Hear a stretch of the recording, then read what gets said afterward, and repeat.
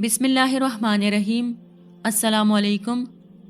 مروی ہے کہ جس کا واقعہ قرآن کریم میں بھی بیان ہوا ہے اس کا نام بلعام بن باعورہ ہے۔ یہ بھی کہا گیا ہے کہ اس کا نام صفی بن راہب تھا۔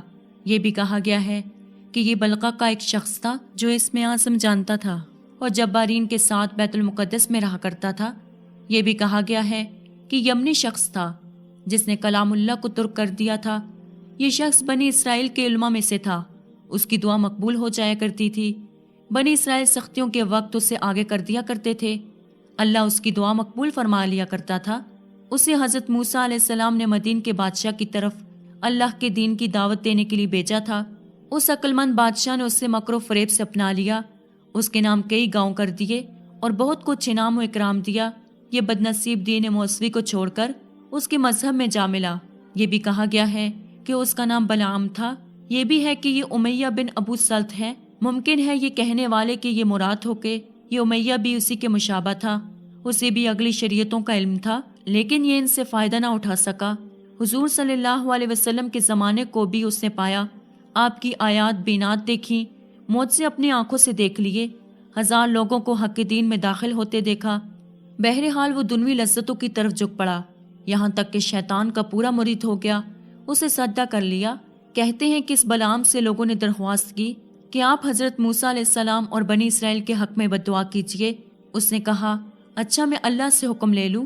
جب اس نے اللہ تعالیٰ سے مناجات کی تو اسے معلوم ہوا کہ بنی اسرائیل مسلمان ہیں اور ان میں اللہ کے نبی موجود ہیں۔ اس نے سب سے کہا مجھے بددعا کرنے سے روک دیا گیا ہے۔ انہوں نے بہت سارے تحفے تحائف جمع کر کے اسے دیے، اس نے سب رکھ لیے۔ پھر دوبارہ درخواست کی کہ ہمیں ان سے بہت خوف ہے، آپ ضرور ان پر بددعا کیجیے۔ اس نے جواب دیا کہ جب تک میں اللہ تعالیٰ سے اجازت نہ لے لوں میں ہرگز یہ نہ کروں گا۔ اس نے پھر اللہ تعالیٰ سے مناجات کی لیکن اسے کچھ معلوم نہ ہو سکا۔ اس نے یہی جواب انہیں دیا تو انہوں نے کہا دیکھو اگر منع ہی مقصود ہوتا تو آپ کو روک دیا جاتا جیسا کہ اس سے پہلے روک دیا گیا۔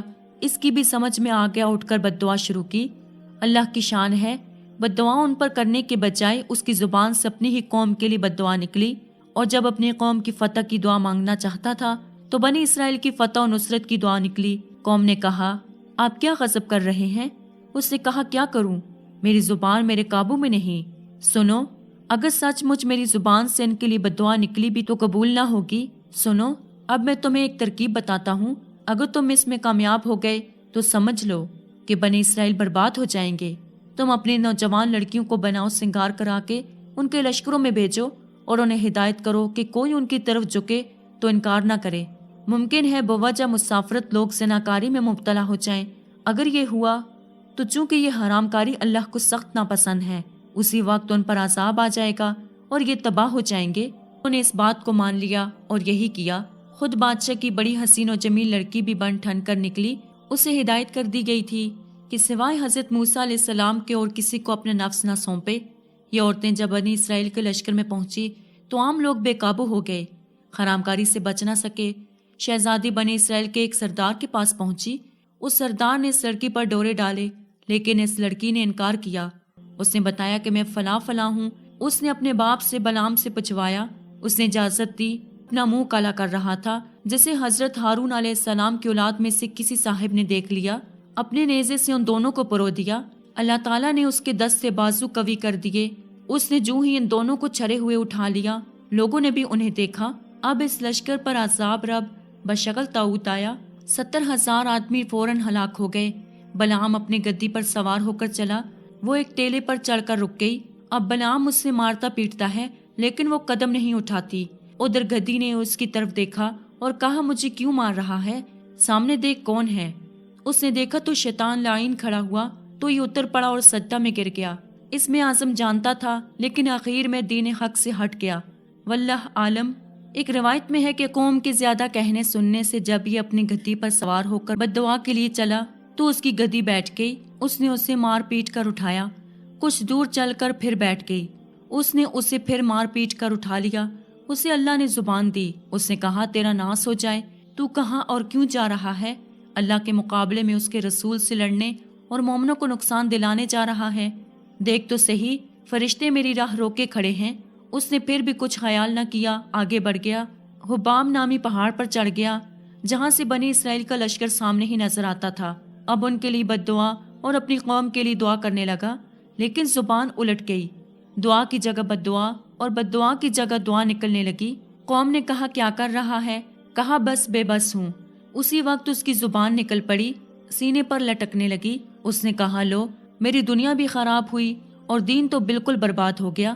پھر اس نے خوبصورت لڑکیاں بیچنے کی ترکیب بتائی جیسے کہ اوپر بیان ہوا، اور کہا کہ اگر ان میں سے ایک نے بھی بدکاری کر لی تو ان پر عذاب رب آ جائے گا۔ ان عورتوں میں سے ایک بہت ہی حسین عورت جو کنایا تھی اور جس کا نام کستی تھا، جو صورت نامی ایک رئیس کی بیٹی تھی، وہ جب بنی اسرائیل کے ایک بہت بڑے سردار زمری بن شہوم کے پاس سے گزری جو شمعون بن یعقوب کی نسل میں سے تھا، وہ اس پر فریفتہ ہو گیا۔ دلیری کے ساتھ اس کا ہاتھ تھامے ہوئے حضرت موسیٰ علیہ السلام کے پاس گیا اور کہنے لگا آپ تو شاید کہہ دیں گے کہ یہ مجھ پر حرام ہے۔ آپ نے کہا بے شک۔ اس سے کہا میں آپ کی یہ بات تو نہیں مان سکتا۔ اسے اپنے خیمے میں لے گیا اور اس سے منہ کالا کرنے لگا۔ وہیں اللہ تعالیٰ نے ان پر طاعون بھیج دیا۔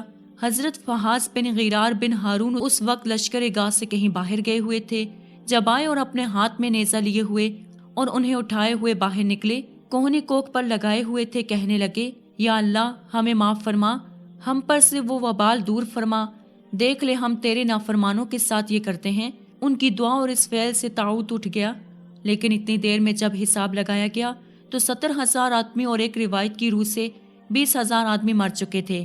دن کا وقت تھا اور کنائیوں کی یہ چھوکریاں سودا بیچنے کے بہانے صرف اس کے لیے آئی تھیں کہ بنی اسرائیل بدکاری میں پھنس جائیں اور ان پر عذاب آ جائے۔ بنی اسرائیل میں اب تک یہ دستور چلا آ رہا ہے کہ وہ اپنے ذبیحہ میں سے گردن اور دستے اور سری اور ہر قسم کا سب سے پہلا پھل فحاس کی اولاد کو دیا کرتے ہیں۔ اللہ کا فرمان ہے کہ اس کی مثال کتے کی سی ہے کہ خالی ہے تو ہانپتا ہے اور دکارا جائے تو ہانپتا رہتا ہے۔ یا تو اس مثال سے مطلب ہے کہ بلعام کی زبان نیچے کو لٹک پڑی تھی جو پھر اندر کو نہ ہوئی، کتے کی طرح ہانپتا رہتا ہے اور زبان باہر لٹکائے رہتا تھا۔ یہ بھی معنی ہے کہ اس کی ضلالت اور اس پر جمے رہنے کی مثال دی کہ اسی ایمان کی دعوت علم کی دولت غرض کسی چیز نے برائی سے نہ ہٹایا، جیسے کتے کی اس کی زبان لٹکنے کی حالت برابر قائم رہتی ہے، خواہ اسے پاؤں تلے روندو خواہ چھوڑ دو۔ جیسے بعض کفار مکہ کی نسبت فرمان ہے کہ انہیں واز و پنت کہنا سب برابر ہے، انہیں ایمان نصیب نہیں ہونے کا، اور جیسے بعض منافقوں کی نسبت فرمان ہے کہ ان کے لیے تو استغفار کرنا یا نہ کرنا انہیں نہیں بخشے گا۔ یہ بھی مطلب اس مثال کا بیان کیا گیا ہے کہ ان کافروں، منافقوں اور گمراہ لوگوں کے دل بودے اور ہدایت سے خالی ہیں، یہ کبھی مطمئن نہیں ہوتے۔ پھر اللہ عز و جل اپنے نبی صلی اللہ علیہ وسلم کو حکم دیتا ہے کہ تو انہیں پند و نصیحت کرتا رہ تاکہ ان میں سے جو عالم ہیں وہ غور و فکر کریں، اللہ کی راہ پر آ جائیں، یہ سوچے کہ بلعام ملعون کا کیا حال ہوا، دینی علم جیسی زبردست دولت کو جس نے دنیا کی سفلی راحت پر کھو دیا، آخر یہ نہ ملا وہ دونوں ہاتھ خالی رہ گئے۔